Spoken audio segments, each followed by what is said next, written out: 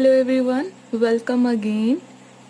And अभी 9th grade के लिए जो हम सेकंड यूनिट स्टार्ट करने जा रहे हैं, तो फर्स्ट यूनिट में बेटा आपने अच्छे से सारा होप कवर कर लिया होगा that the type of matter present in our surroundings. तो मैटर होती है हमारे सराउंडिंग्स में प्रेजेंट है, कौन कौन सी मतलब स्टेट में प्रेजेंट हो सकती है। तो total there are 5 states, but most commonly at your level आप 3 स्टेट्स स्टडी करते हो। तो ये सारा आपने कवर कर लिया है कि मैटर फर्दर पार्टिकल्स से मिलकर बना है, एंड पार्टिकल्स कैसे मतलब उनकी प्रॉपर्टीज़ जो हैं वो आप स्टडी करते हो। तो ये सारा आपका कवर हो चुका है। अब आप आ रहे हो सेकेंड यूनिट पे, है ना। तो बहुत ही इंटरेस्टिंग और बहुत ही अच्छा यूनिट है ये, ठीक है। तो डेफिनेटली आप बिल्कुल भी बोर नहीं होने वाले हो अगर आप इंटरेस्ट से इन चीज़ों को सुनते हो तो यूनिट है आपका इस मैटर अराउंड अस प्योर। तो क्या जो मैटर आपके अराउंड प्रेजेंट है आइदर इन सॉलिड, लिक्विड और gaseous form, is it pure? ठीक है। तो अभी मैं आपसे क्वेश्चन करती हूँ कि बेटा प्योर का मतलब है क्या? क्या मतलब है प्योर का? आप प्योर किसको बोलते हो? तो आप कहोगे कि प्योर का मतलब ये है कि जिसमें इम्प्योरिटीज़ या फिर कुछ एडिशनल चीज़ें ना मिक्स करी गई हों, है ना। हम उसी को प्योर कहते हैं। जैसे हम मार्केट से कुछ परचेज करने जा रहे हैं, सपोज़ हम घी परचेज कर रहे हैं या आप हल्दी पाउडर परचेज कर रहे हो, कुछ भी ऐसा कर रहे हो, तो आप सिर्फ ये चेक करते हो कि है ना प्योर तो है ना, मिलावट तो नहीं है कहीं उसमें, तो आप उस चीज़ को बोल देते हो प्योर। ठीक है। और एक चीज़ और आपको मैं बता दूं, अगर इन केस आप जो भी चीज़, जो भी प्रोडक्ट परचेज कर रहे हो, है ना, तो उसमें सपोज़ आपने हल्दी पाउडर ही परचेज़ करा है ना, टर्मरिक परचेज़ कर रहे हो, लेकिन आपको पता है कि उसमें कुछ मिलावट भी होती है, कुछ एडिशनल चीज़ें भी प्रेजेंट होती हैं, ठीक है, जिन वो भी येलो इन कलर ही होंगी, बिल्कुल फाइन पाउडर की फॉर्म में होंगी और आप फाइंड आउट नहीं कर सकते हो कि ये कुछ और है या नहीं। तो वो जो एडिशनल चीज़ें प्रेजेंट होती हैं ना, उनको आप लोग क्या बोलते हो? अडल्ट्रेंट्स। ठीक है। और ये पूरी जो प्रोसेस है इसको आप बोलते हो अडल्ट्रेशन। तो अडल्ट्रेशन एक अलग कॉन्सेप्ट आ जाता है जिसमें आप ये देखते हो कि जो आपके पास प्योर चीज़ें हैं उसमें कहीं कोई इम्प्योरिटी, वैसी दिखने वाली कोई चीज़ तो नहीं ऐड करी गई। ठीक है। तो ये कुछ अलग टर्म है। तो आप प्योरिटी का मतलब सिर्फ इतना समझते हो, है ना। लेकिन बेटा अगर हम बात करें ना कि साइंस कहाँ तक इन चीज़ों को डील करती है, प्योरिटी वगैरह को, तो साइंस के अकॉर्डिंगली प्योरिटी का मतलब इंटायरली डिफरेंट है। ठीक है। उसके अकॉर्डिंगली प्योर चीज़ वो नहीं है जिसमें अडल्ट्रेशन ना हो रखी हो, नो। तो अगर हम अकॉर्डिंग टू साइंस कॉन्सेप्ट चलें तो हमारे पास जितनी भी मैटर हैं हम उनको सिर्फ 2 टाइप्स में क्लासीफाई कर सकते हैं। ठीक है। या तो आपकी मेटल प्योर होगी, सॉरी मैटर, या तो आपकी मैटर प्योर होगी, उनको आप लोग बोलते हो प्योर सब्सटेंसेस। ठीक है। या फिर आपकी जो मैटर है वो इम्प्योर होगी, और इम्प्योर को आप क्या बोलते हो? It is known as mixture. ठीक है। तो according to the concept of science, अगर आपने मैटर को सिर्फ उनकी स्टेट के अकॉर्डिंगली क्लासीफाई करना है, then you will classify it as either solid, liquid, gaseous, है ना, प्लाज्मा स्टेट और Bose Einstein etcetera. But if you are classifying upon the basis of purity, this is known as chemical classification. ठीक है। ये हम chemically classify कर रहे हैं। सो यहाँ पे मैं मेंशन कर दूँ कि हम ये कौन सी क्लासिफिकेशन में इन चीज़ों को करते हैं। This is your chemical classification. ठीक है। तो केमिकली अगर हम क्लासीफाई करें तो हमारे पास 2 ही टाइप के जो हैं मटेरियल हमारे अराउंड प्रेजेंट हो सकते हैं, either they will be pure or they will be the mixture. तो अभी प्योरिटी का क्या मतलब है? प्योर अकॉर्डिंग टू साइंस इसका मतलब ये है, प्योर कोई भी ऐसी चीज़ है which is made up of only one kind of particles. ठीक है। अगर कोई ऐसी चीज़ है आपके पास जो सिर्फ एक ही टाइप के पार्टिकल से मिलकर बनी है, तो उसको आप क्या बोलोगे? उसको आप प्योर सब्सटेंस कहोगे, क्योंकि उसमें किसी और तरह की कोई एडिशनल चीज़ प्रेजेंट नहीं है। ठीक है। तो जैसे एग्जाम्पल के लिए अगर हम यहाँ पे करें तो बेटा एग्जाम्पल आप कंसिडर कर लो। एग्जाम्पल किसकी ले सकते हो? सबसे बेस्ट एग्जाम्पल मैंने पहले भी आपको बता रखी है, वाटर, है ना। वाटर का फॉर्मूला क्या होता है? It is H2O। और वाटर बेटा, वाटर बहुत सारे छोटे छोटे पार्टिकल से मिलकर बना होगा, है ना। और वो सारे पार्टिकल वाटर के ही होते हैं, ये नहीं है कि उसमें कुछ और चीज़ ऐड वगैरह कर दी हो, ऐसा कुछ नहीं है ना। तो each particle is of water only. तो वाटर इटसेल्फ क्या है?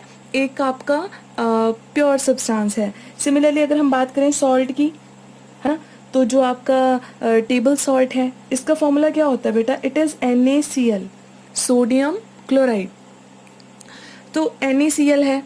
अब इसमें जितने भी पार्टिकल्स प्रेजेंट होंगे सबका जो कंपोजिशन है वो NaCl ही होगा। तो इसका मतलब again it is a pure thing, ठीक है, it is a pure substance.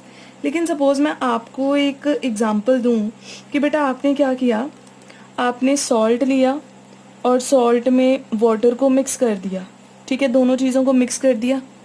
अब देखो भाई, सॉल्ट अपने आप में एक प्योर सब्सटेंस था, उसमें कुछ ऐड नहीं हो रखा था। वाटर भी खुद में एक प्योर सब्सटेंस था।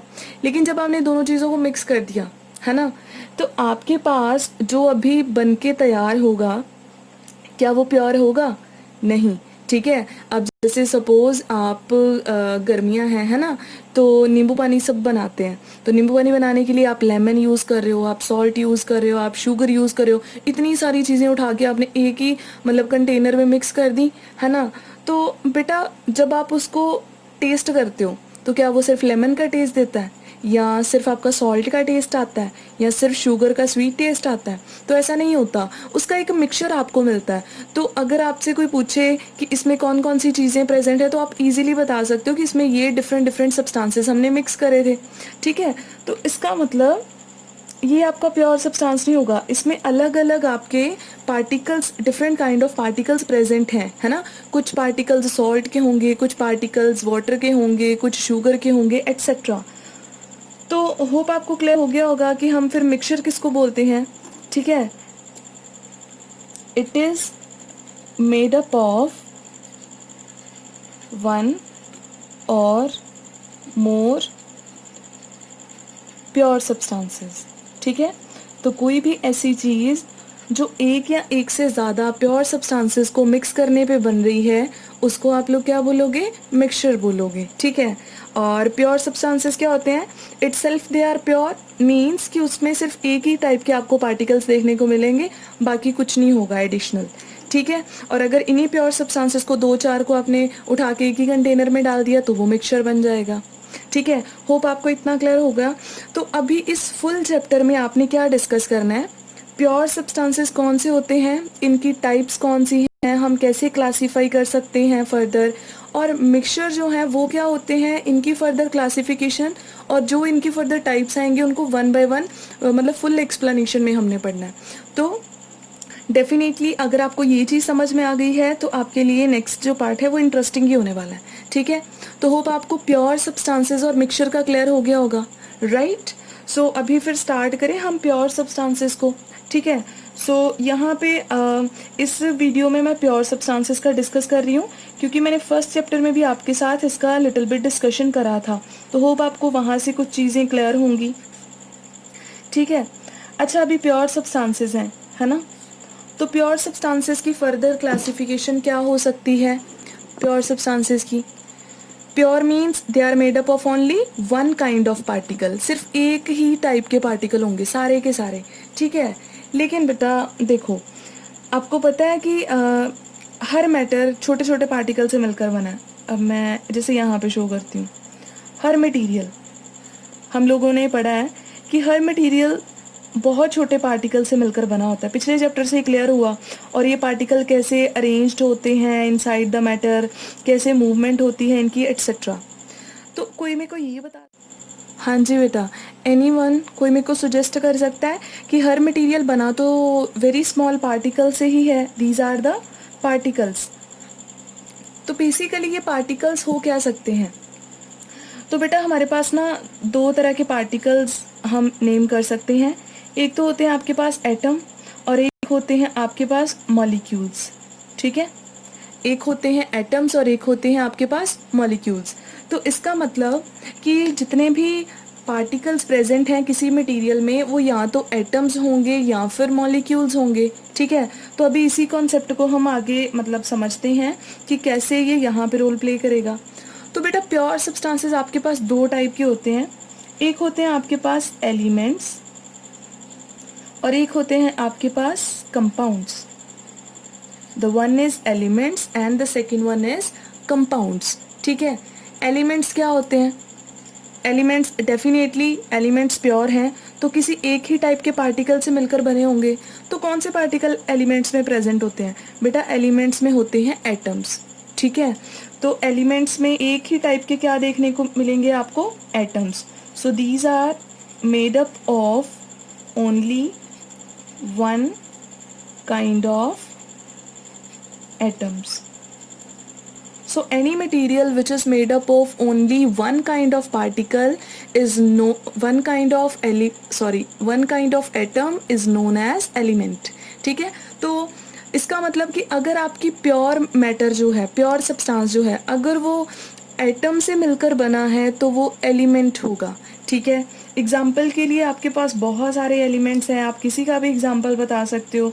एलिमेंट्स क्या होते हैं? जैसे कार्बन एक एलिमेंट है, नाइट्रोजन एक एलिमेंट है, ऑक्सीजन एक एलिमेंट है, सोडियम एक एलिमेंट है, क्लोरीन एक एलिमेंट है।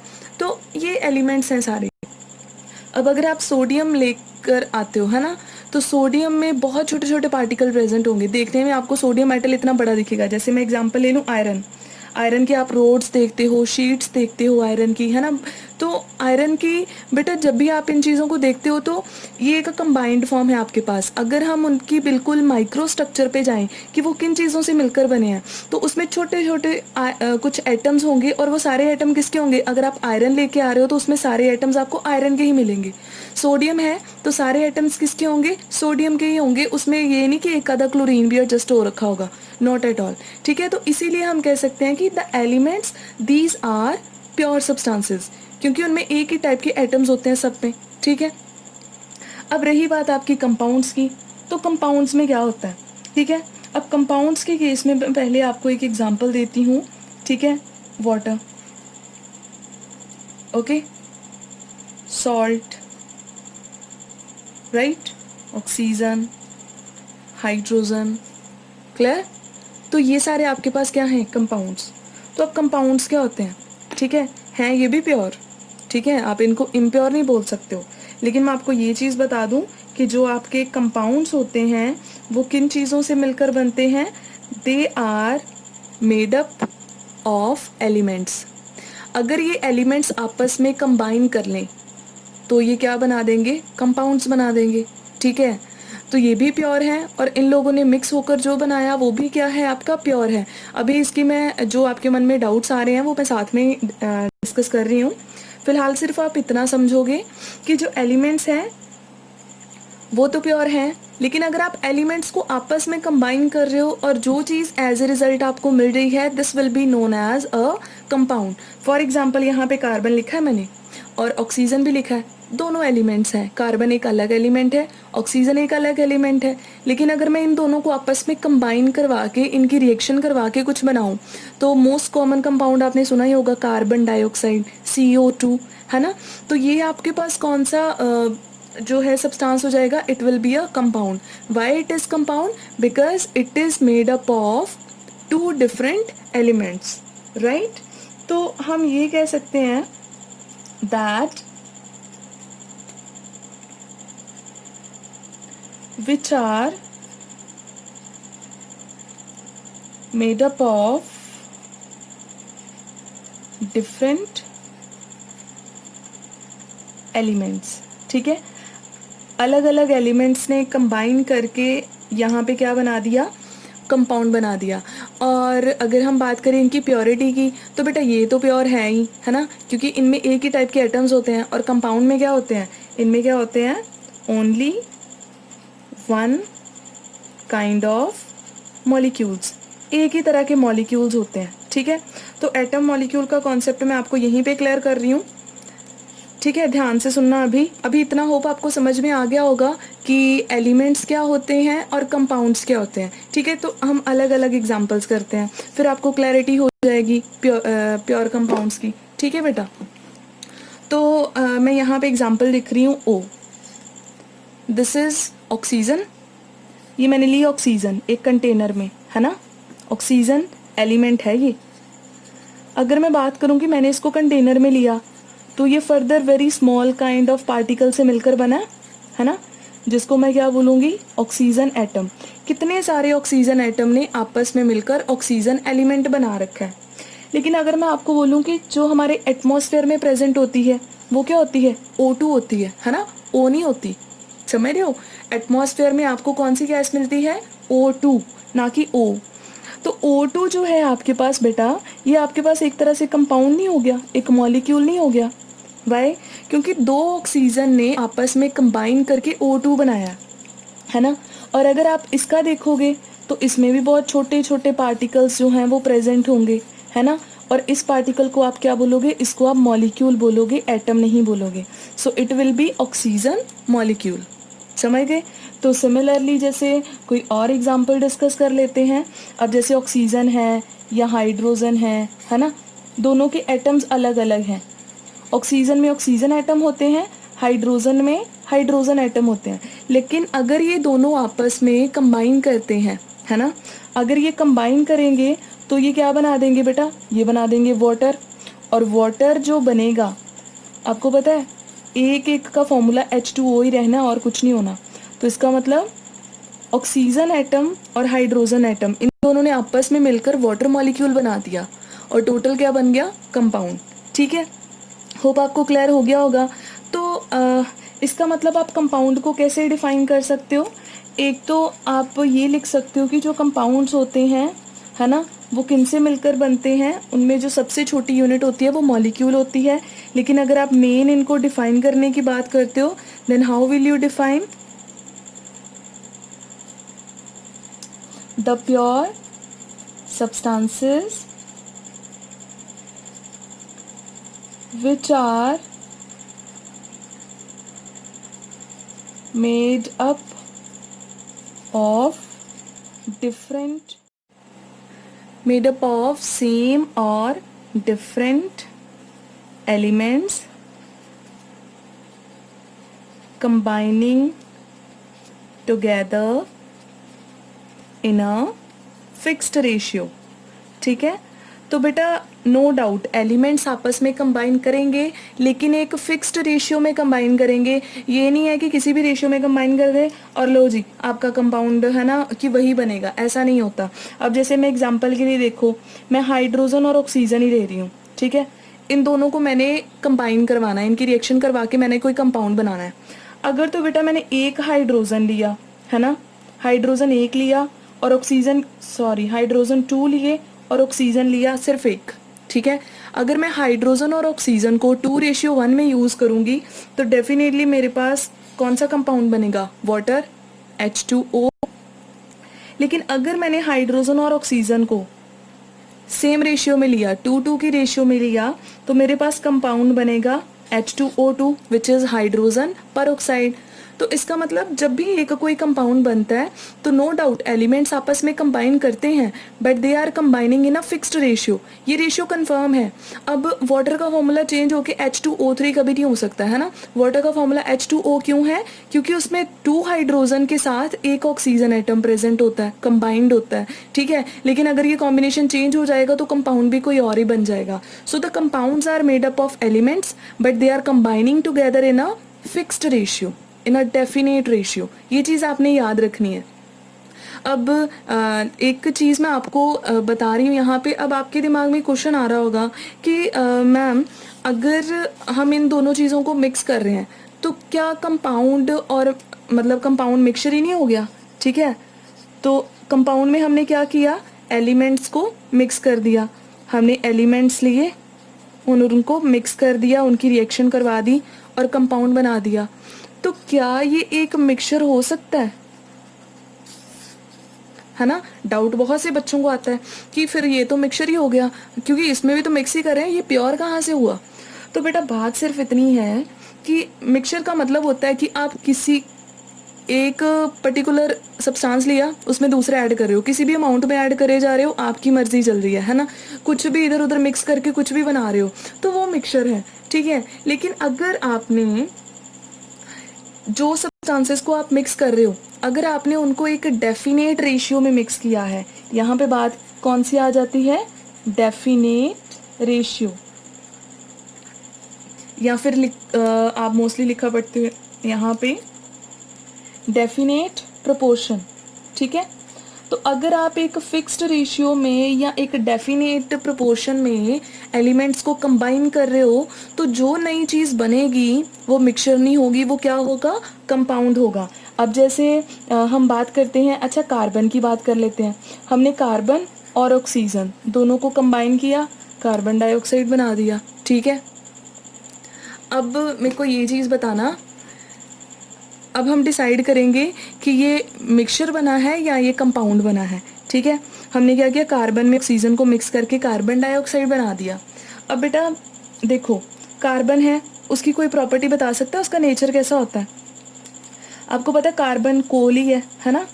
तो कोल क्या करती है, कंबशन करती है, बर्निंग करके क्या करेगी, मतलब कंबशन करेगी और कितनी हीट प्रोड्यूस करती है, और उसी हीट की हेल्प से हम अपने बहुत सारे काम करते हैं, है ना, कोयला हो गया। तो कार्बन कंबशन की प्रॉपर्टी मोस्टली शो करती है। ऑक्सीजन कौन सी प्रॉपर्टी शो करता है, ऑक्सीजन जो है वो हम ये कह सकते हैं कि ऑक्सीजन से किसी भी चीज़ को हम उसके प्रेजेंस में किसी चीज़ को बर्न कर सकते हैं, है ना। तो हम ये कह सकते हैं कि ये बर्निंग को सपोर्ट करता है ना, बर्निंग को क्या करेगा, सपोर्ट करेगा। इसका मतलब देखो, हमने दो चीज़ें मिक्स करी, दोनों की अलग अलग प्रॉपर्टीज़ हैं। ये मोस्टली कंबशन शो करती है, ये बर्निंग को सपोर्ट करता है, ऑक्सीजन की प्रेजेंस में जल्दी से कोई चीज़ जल जाती है, अदरवाइज़ नहीं जलती है ना। दोनों को मिक्स किया, बना दिया कार्बन डाइऑक्साइड, ठीक है। अब अगर बेटा इन दोनों को हम किसी अलग रेशियो में मिक्स करेंगे, सपोज मैंने कार्बन लिया और उसमें ऑक्सीजन डाल के एक कंटेनर में रख दिया, तो उस कंटेनर में कार्बन के पार्टिकल्स अलग होंगे, ऑक्सीजन के पार्टिकल्स अलग होंगे, तो ये आपका मिक्सचर होगा, ठीक है। तो ये पूरा अगर आप देखोगे, ये कंबशन भी कर जाएगा कार्बन अलग से, और जो ऑक्सीजन है वो बर्निंग के लिए भी सपोर्ट करेगा, ठीक है। तो ये आपका एक मिक्सचर है। मैंने सिर्फ दोनों को एक कंटेनर में मिक्स करके बस रख दिया। लेकिन अगर इन दोनों को किसी प्रॉपर कंडीशन में आप रिएक्शन करवा रहे हो, और रिएक्शन करवा के आपने जो नई चीज़ बनाई है, तो ये मिक्सचर नहीं होगा, ये क्या होगा, कंपाउंड। क्योंकि एक इसका फिक्स्ड फॉर्मूला है, दोनों चीज़ें एक फिक्स्ड रेशियो में कंबाइन हुई हैं, और प्लस दूसरी चीज़, अब मेरे को ये बताओ, कार्बन डाइऑक्साइड की कोई प्रॉपर्टी बता सकता है क्या, कार्बन को बर्न करके हम कंबशन करवा सकते हैं। कंबशन प्रोसेस होती है कार्बन डाइऑक्साइड की, नहीं होती है ना। बर्निंग को सपोर्ट करता है आपका कार्बन डाइऑक्साइड, कभी भी नहीं करता, ठीक है। इवन अगर हम मतलब कोई चीज़ जो बर्न हो रही है उसके पास अगर कार्बन डाइऑक्साइड लेके आते हैं, तो ये उसको बंद कर देता है, इसीलिए इसको फायर एक्सटिंग्विशिंग के लिए, प्रोसेस के लिए यूज़ किया जाता है। तो इसका मतलब जिन दो चीज़ों को मिलाकर इसको बनाया, इसकी प्रॉपर्टीज़ बिल्कुल इनसे डिफरेंट आ गई, समझ रहे हो। तो इसका मतलब कार्बन डाइऑक्साइड इन दोनों को आपस में रिएक्ट करने पे बना है, और प्रॉपर्टीज़ अपने एलिमेंट्स से बिल्कुल क्या होती हैं, इनकी डिफरेंट होती हैं, ठीक है, सेम नहीं होंगी। और अगर हम यहाँ पे बात करें, अगर मैं आपको बोलूँ बेटा मैंने कार्बन और ऑक्सीजन को मिक्स करके कार्बन डाइऑक्साइड बना दिया, अब आप कार्बन अलग कर दो, ऑक्सीजन अलग कर दो, आप कर पाओगे? Is it so easy? बिना कोई केमिकल रिएक्शन लगाए तो नहीं कर पाओगे, ठीक है। कि आप सपोज हैंड पिकिंग करके कर दो, या कोई सिंपल सा बॉइलिंग करके आप अलग कर दो, या ऐसा कुछ भी फिजिकल मेथड लगा के आप सेपरेट नहीं कर पाते हो, ठीक है। तो जो आपके मिक्सचर हो, जो आपके कंपाउंड्स होते हैं, एक तो वो फिक्स्ड रेशियो में बनते हैं, ठीक है, एक पॉइंट ये हो गया। दूसरा पॉइंट क्या हो गया, उनकी प्रॉपर्टीज़ एंटायरली क्या होती हैं, डिफरेंट होती हैं। और थर्ड पॉइंट क्या होता है, आप उनको सेपरेट नहीं कर सकते हो, ठीक है। जो आपके पास कंपाउंड्स होते हैं, एक बनते हैं वो फिक्स्ड रेशियो में कंबाइन होने पे, ठीक है। दूसरा, properties are entirely different, properties of compound are